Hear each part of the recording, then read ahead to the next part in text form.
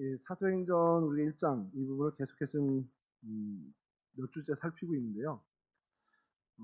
요 사순절 기간 동안만큼 아니면 그 이후에라도 계속 좀 요거를 이어갔으면 하는 마음은 있습니다.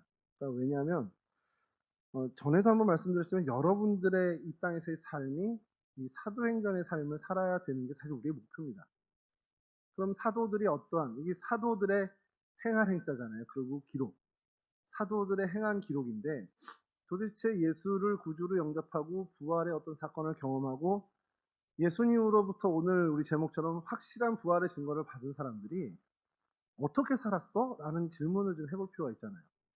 왜 질문하냐면 우리도 그렇게 살아야 되니까. 그래서 그렇게 산 그들의 행동, 삶의 모습, 삶의 자세, 태도들을 좀 보면서 여러분들도 저도 아 그래 우리도 이렇게 살아야 돼. 이 정신으로 살아야 해 라는 것을 좀 보자라는 겁니다. 뭐 사도행전에 나타난 사도들의 그 모습대로 우리가 살아야 돼. 그러면 막 그래 나 모든 직업 다 포기하고 선교사 나가야 되는 거야. 이러는 게 아니라 이들이 도대체 어떤 정신으로 자신의 삶의 자리에서 살았는지 이제 그걸 보자라는 겁니다. 그래서 이 책 그 사도행전을 계속해서 좀 준비를 하다 보니까 저의 한계일 수도 있지만 이재철 목사님 책을 좀 많이 보게 됩니다. 이재철 목사님 책을 보면서 제가 은혜를 받는 거죠. 근데 목사님 쓰신 책에 재미난 그 이야기 하나가 있어요. 알폰스 노트의 작품 중에 그 단편이라고 하는데 어떤 내용이냐면 이렇습니다. 그 프레몽트르 수도원이라는 수도원이 등장을 해요. 근데 여기가 수도원이다 보니까 그리고 들어와서 수사들을 이제 많이 밥도 해먹이고 같이 기도하고 해야 되니까 비용은 드는 게 있겠죠. 먹어야 되고 또 입어야 되고. 근데 수도사들이 무슨 수익 활동을 할 수 있겠습니까? 사실은 옛날 중세 시대에 뭐 이게 표현이 좀 그렇지만 탁발 수도승이라고 해서 내려가서 마을에 돌아다니면서 약간 좀 기부를 받는 거죠. 그러니까 우리 표현으로 하면 구걸입니다. 그래서 얻어가지고 와서 수도원 생활을 계속 이어나가는 그런 수도원들도 많았거든요. 그러니까 이 프레몽트르 수도원도 굉장히 그런 재정난이 오기 시작한 겁니다. 그 전에 무슨 어떤 뭐 마을 주교라든지 교황청까지는 아니더라도 뭐 이렇게 후원하는 곳이 많으면 그런 걸로는 참 잘 운영이 될 수 있었을 텐데 그러지 못한 경우가 나중에 참 많이 생기게 돼요. 오늘날도 뭐 마찬가지긴 합니다. 어떤 수익 사업이 없는 종교 기관들은 사실은 전적으로 교인들의 헌금이라든지 헌신에 의존하게 되는데 결국 교인들이 빠져나가게 되거나 어떤 그런 것들이 없다면 수익 활동을 해야 되는 거고 종교단체에서 수익 활동을 할 수 있는 것들이 한계가 있다 보니까 재정난이 올 수밖에 없겠죠. 이 프레몽드르 수도원도 재정이 이제 바닥나는 그런 상황이 됐어요. 신부님들이랑 그 수도사들이 굉장히 어렵게 지내고 있는데 그 수도원 안에 고셰라는 수도사가 있었답니다. 이 고셰라는 수도사는 이 상황이 너무 가슴 아픈 거예요. 우리 수도원이 이렇게 열악해지고 정말 뭘 하나 하려고 해도 말 그대로 돈 때문에 아무것도 못하는 그런 상황. 그게 너무 속상했던 겁니다. 그래서 원래 고세 수사가 하던 일이 뭐냐면 젖소를 돌보는 일이었는데 이제 그걸 중단하고 어, 술을 빚는 것을 연구를 하기 시작합니다. 그 이유가 뭐냐면 그 수사가 되기 전에 이제 엄마 아버지가 계실 거잖아요. 그 자기 아버지가 그 뭐 거기 표현에서는 불로장생주, 이 불로장생주를 빚는데 어떤 탁월한 기술을 가졌던 사람이라는 거예요. 그래서 그 기억을 더듬더듬해서 이 불로장생주를 한번 만들어 보겠다고 수도 원장한테 요청을 하고 젖소 맡은 일을 잠시 중단한 채 연구에 매진을 했다라는 겁니다. 6개월 정도 밤낮 애썼고요. 마침내 성공했을까요? 실패했을까요? 성공을 했답니다. 그러니까 이게 뭐 불로장생주가 뭔지는 전 잘 모르겠는데 뭐 과실주겠죠. 이렇게 저렇게 과일에다 뭐 어떤 뭔가를 타서 이제 문과하다 보니까 아직 몰라요. 뭐 이렇게 타면 뭐가 반응이 일어난대. 그래서 그렇게 해서 어떤 술이 됐겠죠. 근데 이게 판매가 대박이 난 겁니다. 온 동네 프랑스 전역으로 이 술이 엄청나게 팔려 나갔다는 거예요. 자, 그럼 어떻게 됐겠습니까? 수도원이 얘기를 하셔도 됩니다. 나는 순회해서 잘 몰라요. 술을 팔면 어떻게 되는지 잘 모릅니다는 난 그리스도 청년이라 잘 몰라. 이런 자세를 잊지 말고 엄청나게 팔려서 대박 났어요. 이건 오늘로 치면 홈쇼핑 10분 만에 매진 이런 식으로. 돈이 들어오겠죠. 그러니까 이 수도원이 재정난에서 벗어난 건 물론이고요. 이제 예배당도 다시 짓기 시작하고 수사들의 그 숙소도 다시 만들고 엄청나게 발전하게 되는 겁니다. 그렇게 많이 이제 돈이 들어옵니다. 자, 고세 수사가 어떤 마음이 들었겠습니까? 자기가 참 걱정해서 그렇게 했는데 잘 됐잖아요. 그리고 마음의 한편에는 그랬죠. 이 정도 됐으면 이제 나는 다시 본연의 수사의 어떤 일을, 그래서 진리를 향한 그 일을 하고 싶다라는 생각을 할 수도 있었겠죠. 그런데 고세 수사를 제외한 수도원 전체의 그 구성원들은 어떤 생각을 했을까요? 야, 고세 수사 없으면 큰일 난다. 야, 쟤 그만둔다고 나간다고 하면 어떻게 해? 이런 걱정을 하겠죠. 왜냐하면 우리의 최대 수익원이잖아요. 그 고세 수사가. 자, 그렇게 생각이 차이가 있는데 어느 날 이제 저녁 미사, 그러니까 캐톨릭은 그게 있습니다. 성공회도 마찬가지지만 조도라고 해서 아침 기도회가 있고 만도라고 해서 저녁 기도회가 있어요. 이제 저녁 미사, 저녁 기도회 때 수사들하고 신부님들이 다 모여서 이제 예배를 드리고 있는데 갑자기 누가 고주망태가 돼서 들어온 겁니다. 누구겠습니까? 고시 수사가 하도 그걸 연구하면서 시음을 하다 보니까 알코올 중독이 된 거예요. 그러니까 이제 걷잡을 수 없는 삶이 된 겁니다. 근데 이제 그거를 그쯤 되면 보통의 우리의 상식이면 야, 얘가 이렇게 연구하다가 이런 정도까지 됐으면 이제 좀 중단시켜야 되겠다. 보호하고 치료를 해야 되겠다 생각을 해야 될 텐데 이 수도 원장을 비롯한 이 수도사들 그리고 신부들은 그 생각을 하지 못한 겁니다. 왜 못했을까? 이게 오늘 사실 여러분들에게 던져주는 질문인데 그렇게 못하고 고시의 수사를 오히려 금종령을 내리고 그 연구소에서 한 발짝도 못 나오게 가둬버립니다. 넌 연구나 해. 이거죠. 그리고 시간이 한참 흐른 뒤에 수도 원장이 그 연구실을, 주조장을 방문을 하게 됐는데 고시의 수사가 눈물을 흘리면서 원장님, 나 이제 좀 본연의 수사가 되고 싶다. 나는 정말 이제 어, 수도사로서 어떤 진리를 매진하는데 전념하고 싶고 이제 이거 그만하고 싶다라는 걸 눈물로 하소연을 했다라는 거예요. 그랬더니 수도원장이 이런 지하에 거절을 하면서 하나님의 평안이 너에게 임하길 바란다. 라는 말을 남기곤 사라졌다는 거예요.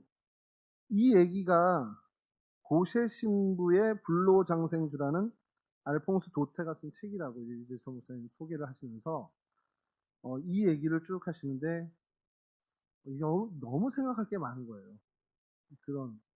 이게 또 수도원이라는 데서 벌어진 일이라는 게 물론 이게 픽션일지 논픽션일지 모르겠지만 약간 사실을 기반으로 한 각색된 내용 정도 되겠죠. 이게 오늘의 우리의 모습 아닌가라는 생각을 합니다. 나는 크리스찬이야. 크리스찬인데 이 수도원장도 여타의 고시의 수사를 제외한 많은 수사들, 신부들도 말 그대로 정말 진리를 탐구하는 일반 성도들보다도 더 그 진리를 탐구하는 여정 위에 뛰어든 사람들인데 그들의 어떤 행동과 그들의 선택하는 것을 보면 우리가 흔히 얘기하는 교회 밖의 세상 사람들, 세상의 가치관으로 사는 사람들과 전혀 다르지 않고 아니 그들보다도 오히려 못한 선택을 더 욕심에 빠져 있는 선택을 하는 걸 보게 된다는 거예요. 근데 이 얘기를 들으면서 나와 여러분들은 자유하냐 말이에요. 여러분들의 삶에서 여러분들의 직장이나 혹은 학교나 어떤 여러분들의 일상생활에서 난 크리스찬이니까 정말 이런 선택을 해야 돼라는 것이 100번 중에 몇 번이나 되겠냐. 이게 우리 스스로를 책망하고 여러분들에게 나무라는 얘기가 아니라 우리가 정말 그리스도인이기 때문에 조금은 다른 가치관으로 살고 있냐. 나는 크리스찬 군인이고 난 크리스찬 군인이기 때문에 우리가 좀 다른 선택을 하는 게 있냐라는 거죠. 군인이 오셨으니까 그냥 군인 얘기를 한 거고, 학생은 어때요? 나는 그리스도인 학생이고 쟤는 그리스도인 학생이 아니기 때문에 우리들의 선택에 있어서 좀 차이 나는 게 있냐? 뭐 우월하다, 뭐 어느 게 뭐 좀 열악하다 이런 얘기가 아니라 구별되는 뭔가의 선택의 방식이 다르게 있냐라는 거예요. 여러분들의 생활을 한번 점검해 봤으면 좋겠어요. 내가 그리스도인이니까 내가 좀 다르게 세상 사람들이 얘기하는 뭐 드라마에서 등장하는 많은 어떤 등장인물과는 좀 다른 선택을 하는 게 있는가?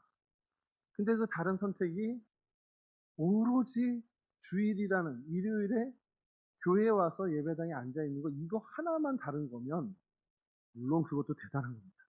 여러분 늘 설교 때도 또 수요 예배 때도 늘 반복하는 얘기지만 이 주일 2시, 1시에서 1시 반에서 2시 반 이 사이에 이곳에 앉아 계신 여러분들 정말 대견합니다. 대단합니다. 이 시간에 놀 게 없겠습니까? 휴가 나왔는데 이 시간에 어디 갈 데가 없겠어요? 그럼에도 불구하고 교회를 향한 발걸음은 정말 하나님이 칭찬하시는 귀한 발걸음입니다. 근데 그거 하나만 구별되는 거다 그러면 좀 아쉽잖아요. 나는 크리스찬이고 내가 주님의 백성이고 구원받은 자인데 내가 그렇지 못한 사람과 구별되는 건 주일 예배 참석하는 거 하나야 라고만 한다면 조금 이건 뭔가 주님의 기대보다는 좀 덜하다라는 겁니다. 주님은 여러분들에 대해서 그거 이상의 기대를 갖고 계시거든요. 자, 이런 마음을 가지고 오늘 좀 본문을 좀 살펴볼 텐데 우리 계속 반복되는 거지만 이 누가가 데오빌로에게 계속해서 이야기하는 것, 내가 먼저 쓴 글, 그러니까 누가복음을 얘기하는 겁니다.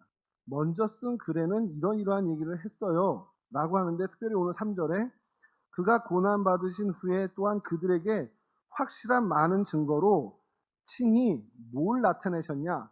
살아계심을 나타냈다라는 겁니다. 지난번에 죽었던 게 아니고 부활해서 40일 동안 제자들과 함께 있다가 승천하신 그 주님이 많은 그 어울리는 제자들에게 살아계셨다는 증거를, 확실한 증거를 드러내셨다는 거예요. 나타내셨다는 거예요. 이게 뭐냐면 결론부터 말씀드리면 뭐냐면 예수님이 십자가에서 죽임을 당하신 후에 부활해서 살아계셨다. 이게 사실 우리 기독교의 핵심인데, 그리고 지금도 살아계신다. 이게 우리의 핵심인데, 이거를 확실한 많은 증거로 특별히 이 제자들에게 나타내 보이셨다라는 거예요. 그 이유가 뭐냐? 내가 부활한 그리스도, 내가 부활한 너희들의 주님이다라는 걸 이렇게 드러낸 것은 너희들도 가서 어떠한 삶을 살던 예수 그리스도께서 부활하신 우리의 주님이다라는 것을 나타내는 삶을 살라라는 겁니다. 이게 여러분 사도들에게 명령하신 주님의 정말 확실한 의도고요.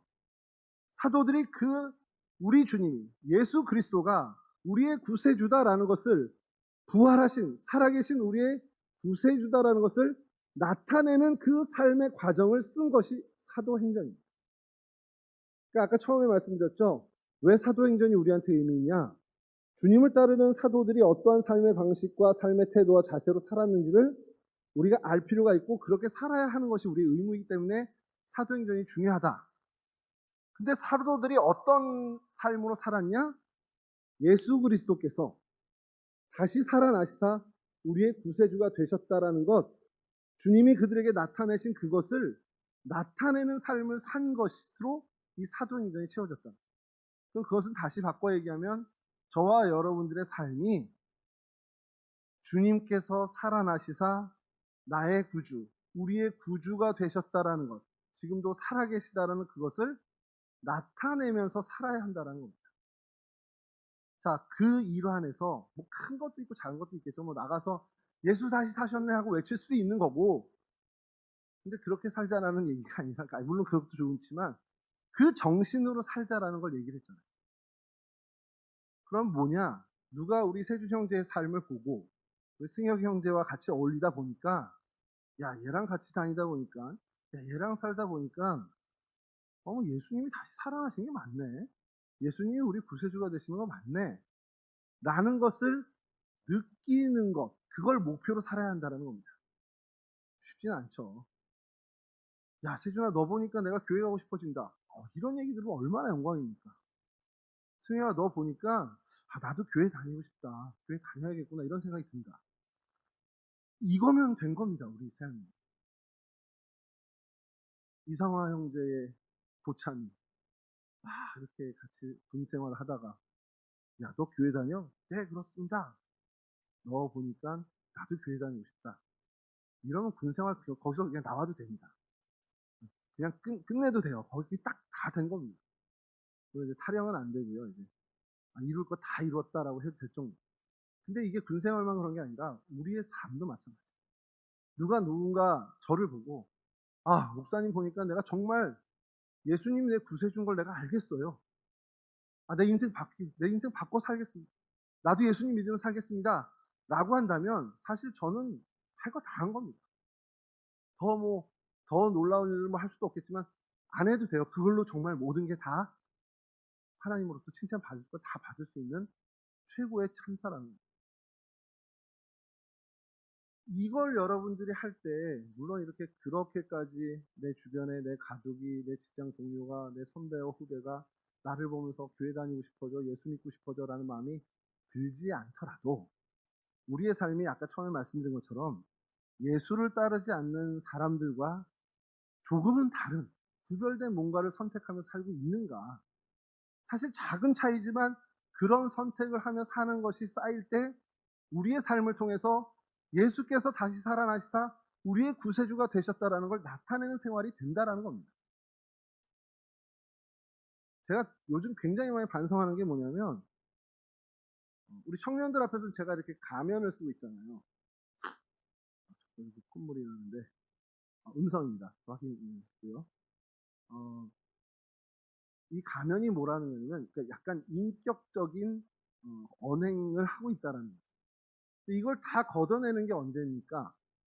뭐 저만 그런 게 아니라 여러분도 마찬가지일 텐데 집에 가서 가장 편할 때 나의 모든 인격적인 사회적 지위와 책임 다 내려놓고 나의 본연의 모습을 드러내는 게 집이란 말이에요. 근데 제가 가장 노골적으로 드러내는 데가 저희 어머니예요. 되게 신기한 게 저희 어머니한테 참 많이 화를 내는 것 같아요. 왜 그럴까 생각하면 그만큼 편한 거예요. 근데 죄송하기도 하는 일이지만 어제도 이제 저희 아버님이 요즘 편찮으셔서 제가 좀 자주 가는데 어제도 가서 어머니한테 짜증을 내고 왔죠. 아니 죽일 놈이에요, 죽일 놈. 제가 가만히 보면 옆에 우리 형이 있었으면 맞았을 수도 있어. 근데 왜 그럴까 돌아오면서 생각을 한 게 내가 참 편하구나.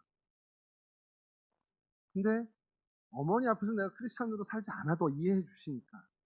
이렇게 정말 아무 대책 없이 청년들 앞에서 내가 산다면 내 인생을 통해서 정말 예수님의 옛자라도 여러분들에게 전달이 될까? 절대 안 그렇다는 거예요. 그러니까 이게 가면이라는 부정적인 표현 말고요. 나의 인격을 갖춰서 사는 것이 굉장히 중요하다는 거예요. 그게 스트레스가 될 수도 있고 우리에게 짐이 될 수 있고 부담이 될 수도 있지만 그게 내가 그리스도인으로서 짊어져야 하는 십자가구나라는 생각으로 나쁘게 얘기하면 너 가식덩어리야 이렇게 할 수 있겠지만 아니에요. 그런 인격을 갖추면서 사는 것이 중요합니다. 그리고 사실 그것이 어렵다면 하나님께 의지하는 거죠. 기도하면서 성령의 힘을 의지하면 우리가 그런 인격을 갖춘 그리스도의 성숙한 모습으로 살아가는데 하나님이 힘 주시고 그 일이 점점 더 쉬워질 겁니다. 우리 몸에 붙게 되면서. 저도 그렇잖아요. 제가 아무리 그런다고 해도 여러분하고 역살잡이하고서 주먹다짐 하겠습니까? 현별아 너 조심해라. 혹시 그럴 수도 있다. 어쨌든 최소한의 상식선을 우리가 지키는 인격자가 된 것이 제가 어렸을 때부터 그랬겠습니까? 아니죠. 사회적인 교육을 갖춰가고 또 주님 안에서 신앙의 훈련을 받아가면서 그래도 우리 안에 뭔가 사람으로서의 격이 조금씩 갖춰지고 높아졌기 때문에 그나마 제가 이 정도는 얼굴 들고 살고 있다라는 거죠. 만약에 그렇지 않았다면 그래서 세상에서 돈 버는 거 세상에서 뭔가 많이 소유하는 게 내 인생의 목표였다면 정말 추잡하게 살았을 사람이 접니다. 저만일까요? 많은 사람들이 그랬어요. 그게 목적이면 수단과 방법 안 가리겠죠. 그게 정말 최고고 그거 따내면 끝나는 거면. 여러분 그러면 우리가 드러내야 할 예수 그리스도, 그분이 부활하신 그 사실, 이걸 우리가 좀 묵상할 필요가 있는데 요거를 좀 정리하고 우리 마무리 좀 지을 텐데요. 요건 여러분들이 그리스도인이기 때문에 예수님이 다시 사셨다는 거, 이건 세상 어느 종교에도 없는 이야기입니다. 세상 종교 어디에도 없는 이야기인데 부활을 하셨다, 죽음에서 일어나셨다라는 거, 이걸 어떻게 증거할 수 있냐라는 거예요. 여러분 예수님이 부활하셨다라는 증거 어떻게 증명하실래요? 사실 이게 뭐 증명할 문제가 아니고 믿을 문제긴 하지만 누군가가 여러분들에게 예수가 어떻게 증명해서 뭐 증거가 있어? 라고 한다면 어떻게 얘기해요? 한 세 가지 정도로 좀 우리가 정리를 할 수가 있는데, 뭐 신학교에서도 좀 좀 듣는 내용이기도 하고, 이재철 목사님 책에도 좀 나와서 좀 명확하게 이걸 좀 여러분들에게 좀 같이 나눠야겠다라는 생각이 든 것이, 여러분, 예수님이 부활하셨다, 그래서 친히 지금도 살아 역사하신다라는 증거들을 한 세 가지로 우리가 좀 분리를 하면, 첫 번째 증거가 오늘도 여전히 그분 때문에 변화되는 사람들이 있다는 거예요. 저도 마찬가지고, 우리 여러분들이 주변에서 접하는 신앙의 많은 선배들도 마찬가지고, 삶의 가치관을 이쪽에 두고 살다가 예수 그리스도를 믿고 그 은혜를 받음으로 있어서 삶의 가치관이 전혀 반대 방향으로 변하는 사람들이 오늘 2022년에도 여전히 있다라는 거. 이게 하나님께서, 우리 주님께서 여전히 살아 역사하시는 것이 아니겠느냐라는 증거라고 들 수 있다라는 겁니다. 근데 이것만으로는 부족하죠. 왜냐하면 이런 일이 우리 기독교 말고 다른 어떤 현상에서도 간혹 일어나기 때문에, 그러니까 변화된다라는 게 일어나기 때문에 이거 하나만으로는 부족합니다. 두 번째 증거가 뭐냐 그러면 이제 대대적으로 전통적인 어떤 증거가 예수님의 무덤이 없다라고 얘기합니다. 여러분 세계의 뭐 4대 종교라고 할 수 있는 그 종교들을 보면 그 뭐라고 해야 되죠? 시조라고 해야 돼요? 뭐 본좌라고 해야 돼요? 뭐라고 해야 돼요? 하여간 무덤이 있어요. 마호메트도 무덤이 있고 공자도 무덤이 있고 석가모니는 82,000개의 사찰로 흩어져가지고 탑을 쌓았다라는 뭐 그런 게 있는데, 그 석가모니 사리가 들어있다는 탑은 또 완전 신성시대잖아요. 공자의 무덤도 마찬가지고, 뭐 마호메트의 무덤은 어떻습니까? 뭐 이슬람의 성지잖아요. 그러니까 그렇게 그 어떤 많은 영향력을 준 종교의 창시자들은 무덤에서 거기가 뭐 정말 성지가 돼서 많은 사람들이 순례를 하는 그런 일들이 일어납니다. 여러분 그 종교들보다도 사실 더 파급 효과가 있고 영향력이 있는 종교는 기독교란 말이에요.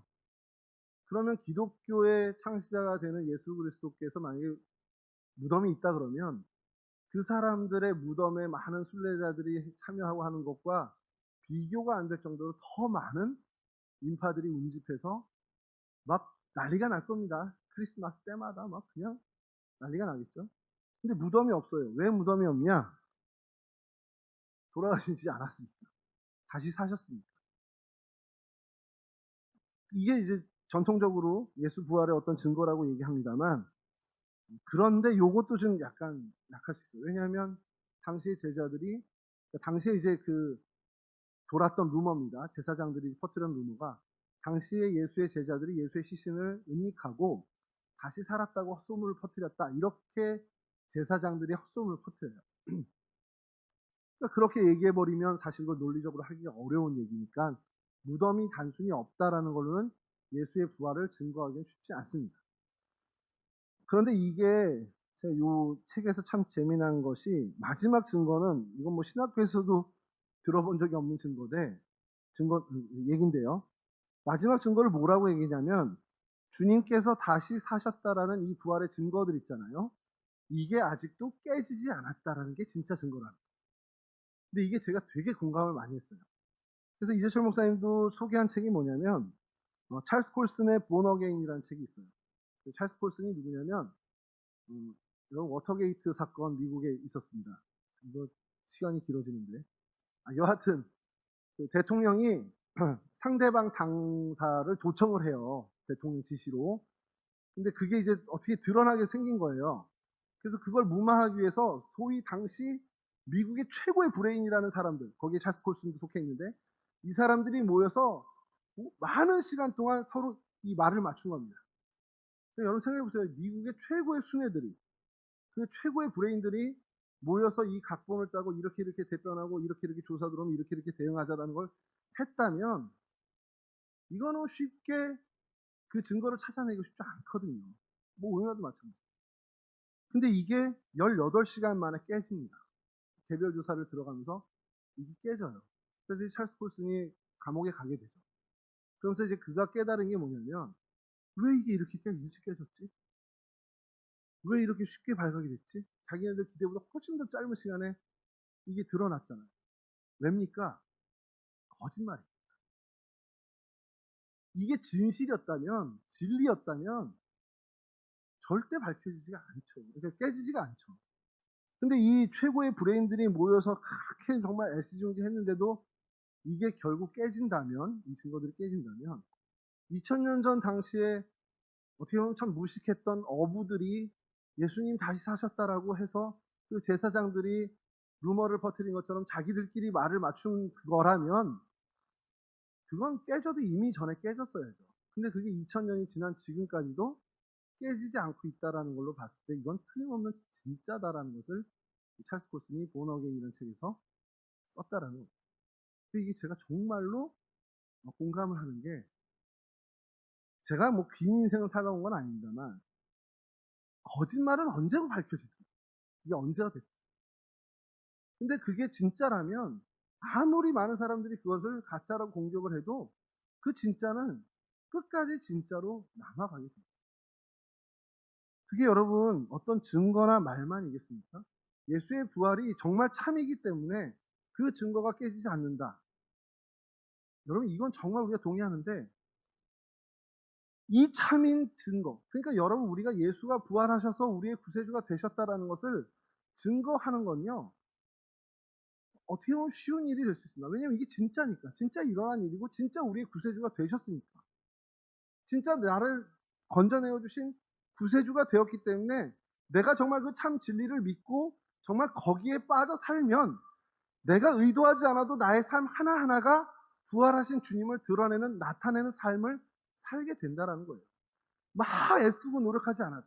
왜냐하면 이게 거짓이라면 우리가 막 각본 짜고 애쓰고 나는 언제 누구 만났을 때 이런 얘기하고 세준이 만나면 이런 얘기를 해야지 이런 거 할 필요 없이 참이신 참 사실인 참이신 예수 그리스도께서 나의 구세주가 되었다는 이 진리가 진짜 내 것이 된다면 내가 누굴 만나든 그들에게 정말 예수 부활의 증거를 나타나는 삶을 살 수 있게 된다는 거예요.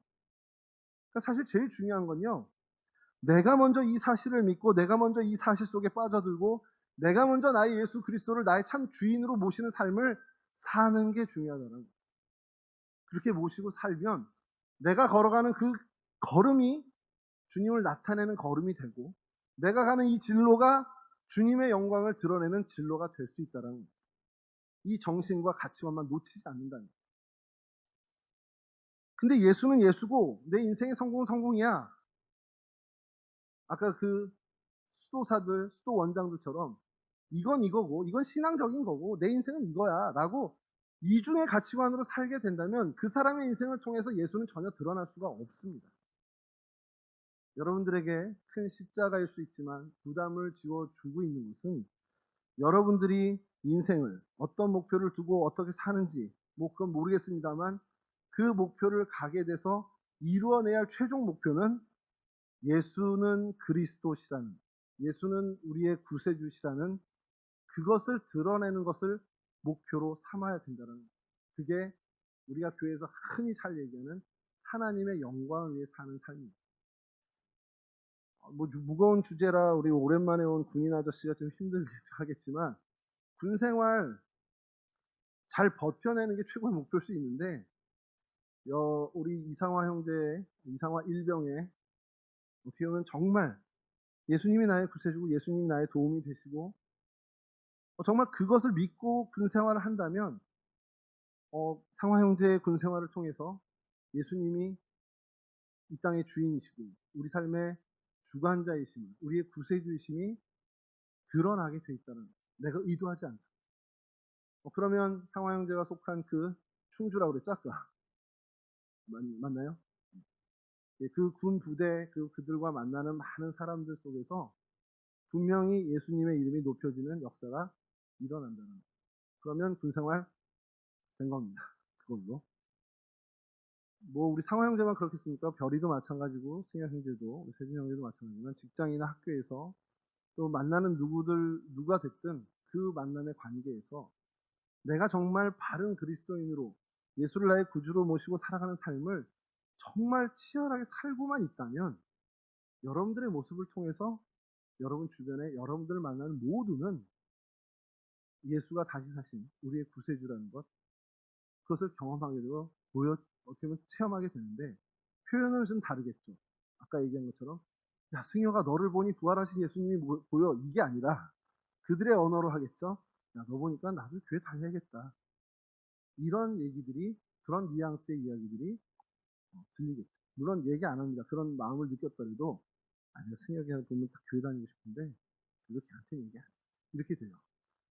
근데 하나님은 아시니까 여러분들의 그 끊임없는 중단 없는 정말 크리스찬으로서 치열한 삶을 계속해서 이어가시기 바랍니다. 사람들의 그런 이야기가 들리지 않는다고 낙심하지 마시고요.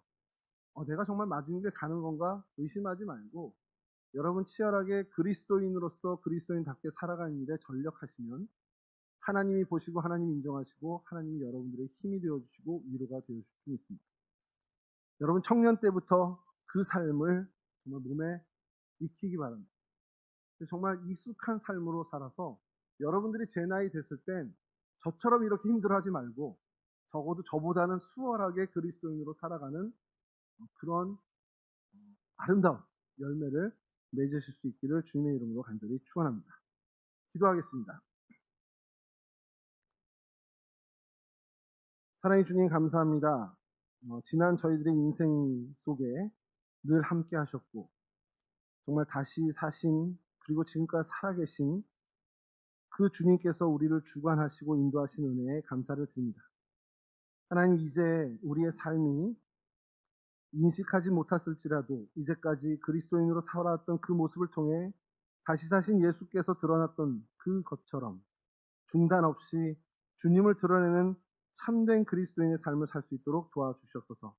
특별히 하나님, 우리 주변의 생명들을 섬기며 그들에게 정말 예수가 그리스도임을 하나님 정말 우리 삶을 통해 심게 하시고 그래서 그 생명을 책임지는 저희들이 될 수 있도록 도와주시옵소서.